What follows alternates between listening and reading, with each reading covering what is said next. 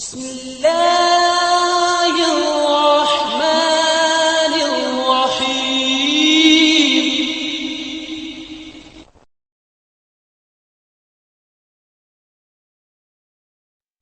السلام عليكم ورحمة الله وبركاته. بسم الله الرحمن الرحيم. الحمد لله رب العالمين. والصلاة والسلام على أشرف المرسلين سيدنا ونبينا ومولانا محمد وعلى آله وأصحابه وأتباعه إلى يوم الدين. أما بعد. നമ്മൾ കഴിഞ്ഞ പാഠത്തിൽ പറഞ്ഞിരുന്നത് ഓരോ മനുഷ്യൻ്റെയും ഇറാദത്തിനനുസൃതമായി അവൻ്റെ ഖുദ്റത്ത് അമലിലേക്ക് ചലിക്കും. ആ ഖുദ്റത്ത് അങ്ങനെ ചലിക്കുന്നതിന് ചിലപ്പോൾ ഒരു പ്രേരക വസ്തു ആയിരിക്കും ഉണ്ടാവുക, അല്ലെങ്കിൽ രണ്ട് പ്രേരക വസ്തു ഉണ്ടാകാം.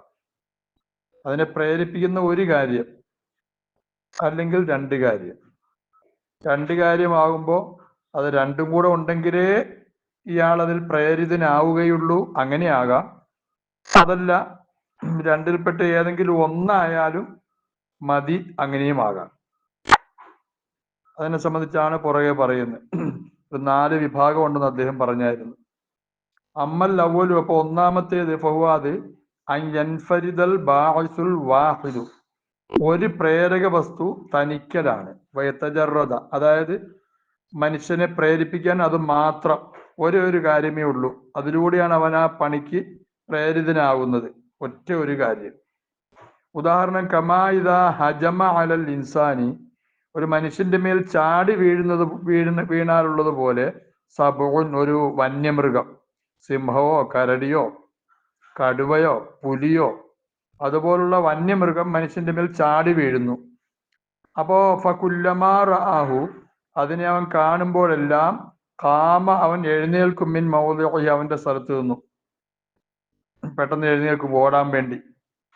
ഫലാ മുസ്ഇജ ലഹു, അവനെ ഇളക്കി വിടുന്ന കാര്യമല്ല, ഇല്ലാ ഗർളുൽ ഹർബി, ഓടുക എന്നുള്ള ലക്ഷ്യമല്ലാതെ.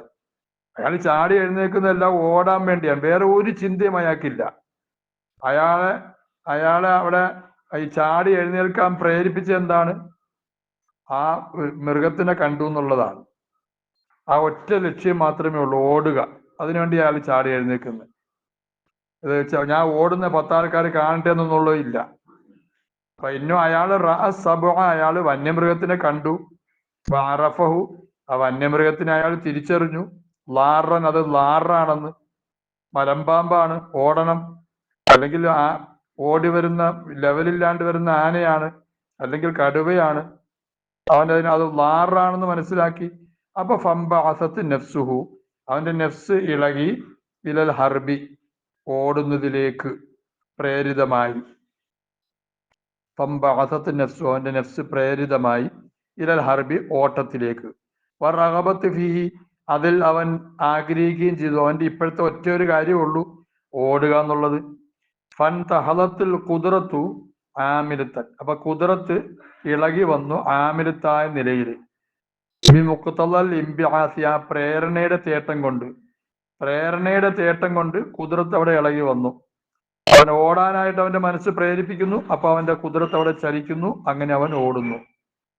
ഫയുഖാലു, അപ്പോ ഇവനെ സംബന്ധിച്ച് പറയപ്പെടും, നിയ്യത്തുഹു, ഇവന്റെ നിയ്യത്ത്, അൽ ഫറാറു മിനൽ സബഇ, വന്യമൃഗത്തിൽ നിന്ന് ഓടുക എന്നുള്ളതാണ് അവന്റെ നിയ്യത്ത്.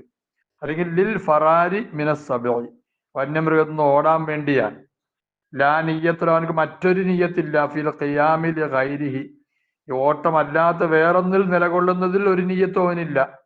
വേറൊന്നിനും വേണ്ടി അവന്റെ നിയ്യത്ത് അത് മാത്രമേ ഉള്ളൂ, ഓടുക എന്നുള്ളത്. വഹാദിഹിൻ നിയ്യത്ത്, ഈ നിയ്യത്ത്, ഒരേ ഒരു പ്രേരണയാണ് ഇവിടെ ഉള്ളത്. ഈ നിയ്യത്ത് തുസമ്മ, ഇതിന് ഖാലിസത്തൻ എന്ന് പേര് പറയപ്പെടും. ഫൈസമ്മൽ അമലു ബി മൂജബിഹ, ഇതിന്റെ മൂജബ് കൊണ്ട് അമൽ ചെയ്യുന്നതിന് പേര് പറയപ്പെടും ഇഖ്ലാസൻ, ഇഖ്ലാസ് എന്ന് പറയപ്പെടും. ബിൽ ഇലാഫത്ത് ഇലൽ ഗർളിൽ ബാഇസി, ആ പ്രേരകമായ ലക്ഷ്യത്തിലേക്ക് ചേർത്തിട്ട് ഇഖ്ലാസ് എന്ന് പറയപ്പെടും. അതുകൊണ്ട് ഇതിന്റെ ഈ പ്രേരണ കൊണ്ട് ചെയ്യുന്ന അമലിന് ഇഖ്ലാസ് എന്നും, ആ പ്രേരണയ്ക്ക് ഖാലിസ് എന്നും പറയപ്പെടും. അപ്പൊ മഅനാവിന്റെ അർത്ഥം അന്നഹു ഖലിസ അൻ മുശാറക്കത്തി ഗൈരിഹി, മറ്റൊന്ന് പങ്കാകുന്നതിനെ തൊട്ട് ഈ അമല് രക്ഷപ്പെട്ടു എന്നർത്ഥം. ഈ ഓടുക എന്നുള്ളത് പേടിച്ചിട്ടാണ്. അപ്പൊ അവിടെ ഓടുന്നതിനെ പ്രേരിപ്പിച്ച പേടിയാണ് വന്യമൃഗം. മറ്റൊന്ന് പങ്കാകുന്നതിനെ തൊട്ട് അത് എന്തായി, രക്ഷപ്പെട്ടു എന്നർത്ഥം. അപ്പൊ മുമാസജത്തിഹി, മറ്റൊന്ന് കൂടിക്കലരുന്നതിനെ തൊട്ട്, വേറൊരു ബാഹസ് അവിടെ ഇല്ല. അപ്പൊ ഇതുപോലുള്ള കാര്യങ്ങൾ പലതും കാണും. ഒരു ഉദാഹരണം അദ്ദേഹം പറഞ്ഞതാണ്. ആ കാര്യത്തില് അയാൾക്ക് ഒരേ ഒരു പ്രേരണ മാത്രമേ ഉണ്ടാവുകയുള്ളൂ, മറ്റൊന്നും ഉണ്ടാവുകയില്ല. ഒരേ ഒരു പ്രേരണ, അതിനുവേണ്ടി മാത്രമാണ് അയാൾ പ്രേരിതനാകുന്നത്. ഒരേ ഒരു ബാഹസാണ് അവിടെ ഉള്ളത്. ഈ പറഞ്ഞ ഭയത്തിന്റെ കാര്യമാണ്. മഹബത്തിന്റെ കാര്യത്തിലും അങ്ങനെയെല്ലാം സംഭവിക്കും. ഒരേ ഒരു പ്രേരണയെ ഉണ്ടാവുള്ളൂ. പഴയ കാലത്തൊരു കഥ വായിച്ചിട്ടുണ്ട്, ഒരു സ്വാമിയുടെ കഥ. ആ സ്വാമി അയാളുടെ പർണശാലയ്ക്കടുത്ത് അയാൾക്ക് ഒരു വെപ്പാട്ടി ഉണ്ടായിരുന്നു, ജമീലത്ത് ആയ ഒരു വെപ്പാട്ടി. ഇയാളുടെ മനസ്സിൽ ആ പുള്ളിയോട് വല്ലാത്ത താല്പര്യമായിപ്പോയി, വല്ലാത്ത താല്പര്യം. ഒരു ശക്തമായ മഴയും കാറ്റും ഉള്ള ഒരു രാത്രിയിൽ തണുപ്പ് കൂടിയപ്പോൾ ഇയാൾ വെപ്പാട്ടിയുടെ അടുക്കിലേക്ക് പോയി. പോകാൻ നോക്കുമ്പോൾ ശക്തമായ മഴയാണ്, തുലാമഴയാണ്. മഴയിൽ വെള്ളം നിറഞ്ഞ് തോടിങ്ങനെ ഒഴുകിക്കൊണ്ടിരിക്കുകയാണ് ശക്തമായി. ചാടാൻ നിവൃത്തിയില്ല, കടന്നു പോകാൻ വഞ്ചിയുമില്ല. അയാൾക്കാണെങ്കിൽ അവളുടെ അടുത്തേക്ക് പോകണം, അയാളുടെ ഒരേ ഒരു പ്രേരണയാണ്. അയാൾ നോക്കുമ്പോൾ പുഴയുടെ ഒരു ഭാഗത്തൊരു തടി കിടക്കുന്നു. ആ തടിയിലേക്ക് അയാൾ ചാടി കയറി, അയാൾ പതുക്കെ തുഴഞ്ഞ് അക്കരെ എത്തി. അക്കരെയാണ് അവളുടെ വീട്. അവിടെ പോയി അയാൾ വീടിന്റെ ഭിത്തി ചാടി കടന്ന് വെപ്പാട്ടിയെ പ്രാപിച്ചു. എല്ലാം കഴിഞ്ഞപ്പോൾ വെപ്പാട്ടി ചോദിച്ചു, സ്വാമിജി താങ്കൾ എങ്ങനെയാ ഇവിടെ വന്നത് ഇത്രയും വലിയ മഴയിൽ? ഞാൻ വന്നപ്പോ പുഴ നിറഞ്ഞു കിടന്നു, തോട് അവിടെ ഒരു എന്നിട്ട് ഇയാൾ കടന്നു വന്നിട്ട് കയറിയിട്ട് അക്കരെ എത്തിയിട്ട് ഈ തടി ഒരു ഭാഗത്ത് കെട്ടിയിട്ടു, തിരിച്ചു പോകണമല്ലോ അതിനു വേണ്ടി. അപ്പൊ അതെല്ലാം കൂടെ ഈ സ്വാമിജി വെപ്പാട്ടിയോട് പറഞ്ഞു. വെപ്പാട്ടി തടി കാണാൻ വേണ്ടി പോയി. പോകുമ്പോ കാണുന്ന എന്താണ്? തടിയല്ല, ഒരു ശവമാണ്. ഒരു ശവമാണത്. അയാള് ഭിത്തി ചാടി കിടക്കാൻ നോക്കുമ്പോ മതിലിന്റെ ഗേറ്റ് ഒക്കെ അടച്ചിരിക്കുകയായിരുന്നു. അയാള് നോക്കുമ്പോ ഒരു കയറ് കിടക്കുന്നു, ആ കയറിൽ വലിഞ്ഞാണ് മേലേക്ക് കയറിയത്. ഇത് രണ്ടും വെപ്പാട്ടിയോട് അയാൾ പറഞ്ഞു. തോട് കടന്നത് ഒരു തടിയിൽ കയറിയിട്ടാണെന്നും ഈ ഭിത്തി ചാടി കടന്നത് ഒരു വലിയ കയർ അവിടെ ഉണ്ടായിരുന്നു, ആ കയറിൽ വലിഞ്ഞു കയറിയിട്ടാണെന്നും പറഞ്ഞു. അങ്ങനെ എല്ലാം കഴിഞ്ഞിട്ട് സ്വാമിജിയും കൂട്ടി വെപ്പാട്ടി വെളിയിലേക്ക് വന്ന് നോക്കുമ്പോൾ അവിടെ ഒരു പാമ്പ് ചത്തു കിടപ്പുണ്ട്. അതാണ് കയറായിട്ട് അയാൾ ഉപയോഗിച്ചത്. അയാളുടെ ഒറ്റ നീയത്തേ ഉള്ളൂ വെപ്പാട്ടിയെ പ്രാപിക്കുക എന്നുള്ളത്. അവിടെ കയറാണോ പാമ്പാണോ ഒന്നും നേരെ അറിഞ്ഞുകൂടാ. വെപ്പാട്ടി പോയിട്ട് പുഴയുടെ അടുക്കൽ കെട്ടിയിട്ട് തടി പോയി നോക്കി, തടിയല്ലായിരുന്നു, അതൊരു ശവമായിരുന്നു. അന്നേരം വെപ്പാട്ടി പറഞ്ഞെന്നാണ്, സ്വാമിജി എന്നോടുള്ള ഈ പ്രേമം ഭഗവാൻ കൃഷ്ണനോടായിരുന്നെങ്കിൽ എത്ര നന്നായിരുന്നു. ഇങ്ങനെയാണ് ആ കഥ. അയാൾ പിന്നെ എല്ലാം കളഞ്ഞിട്ട് ഭഗവാന്റെ ആളായെന്നാണ് കഥ. പറഞ്ഞതിനർത്ഥം അവിടെ എന്താണ്, അവിടെ അയാൾക്ക് ഒറ്റ ഒരു ചിന്ത മാത്രം, വേറെ ഒരു ചിന്ത, അയാൾക്ക് വേറൊരു ബാഹസ് ഇല്ല. നേരത്തെ പറഞ്ഞത് ഭയത്തിൻ്റെതാണ്, ഇവിടുത്തത് നേരെ എതിര് മഹബത്തിൻ്റെതാണ്. ഉദാഹരണം പറഞ്ഞു എന്ന് മാത്രം. അമ്മസാനി രണ്ടാമത്തെ എന്താണ്? ഫഹുവാദ് ഐ യജിത്തമ്യ ബാഹസാനി, രണ്ട് പ്രേരണകൾ ഒരുമിച്ച് കൂടുക. കുല്ലു വാഹിദിന്, ഓരോ പ്രേരണയും മുസ്തഖില്ലുൻ, അത് തനിച്ചതാണ്. ബിൽ ഇൻഹാലി, ഇങ്ങനെ ഇളക്കി വിടൽ കൊണ്ട് തനിച്ചതാണ്. ലവിൻ ഫർദ, തനിച്ചാൽ, ഒറ്റയ്ക്കായാൽ. അതായത് രണ്ടും പ്രേരണയാണെങ്കിലും ഒരു പ്രേരണ കൊണ്ട് തന്നെ ആ കാര്യങ്ങൾ നടക്കും, രണ്ടും കൂടെ വേണമെന്നില്ല. അങ്ങനത്തെ രണ്ട് പ്രേരണ, സംഗതി രണ്ട് പ്രേരണ ഉണ്ടെങ്കിലും ഒരു പ്രേരണ കൊണ്ട് തന്നെ ആ വിഷയം സംഭവിക്കും, ആ പ്രവൃത്തി അയാൾ ചെയ്യും. അങ്ങനെയുള്ള രണ്ട് പ്രേരണ അങ്ങനെയാണ്. ഇതില്ലെങ്കിൽ അതുകൊണ്ട് നടക്കും, അതില്ലെങ്കിൽ ഇതുകൊണ്ട് നടക്കും. അങ്ങനെയുള്ള രണ്ട് പ്രേരണ. അപ്പൊ മിസാലും അതിനൊരു ഉദാഹരണം പറയാം. മിനൽ മഹ്സൂസി, മഹ്സൂസിൽ നിന്നും നമുക്ക് കണ്ട് മനസ്സിലാക്കാൻ പറ്റുന്ന കാര്യത്തിൽ നിന്നും. യതആവന റജുലാനി, രണ്ടാൾക്കാര് പരസ്പരം സഹായിക്കലാണ് അലാ ഹംലി ഷൈഇൻ, ഒരു വസ്തുവിനെ ചുമക്കുന്നതിന്. ബിമിഖ്ദാരി മിനൽ ഖുവ്വത്തി, ഖുവ്വത്തിന്റെ ഒരളവ് കൊണ്ട്, ശക്തിയുടെ ഒരളവ് പ്രയോഗിച്ച് ഒരു വസ്തുവിനെ ചുമക്കാൻ രണ്ടുപേര് പരസ്പരം സഹായിക്കുന്നു.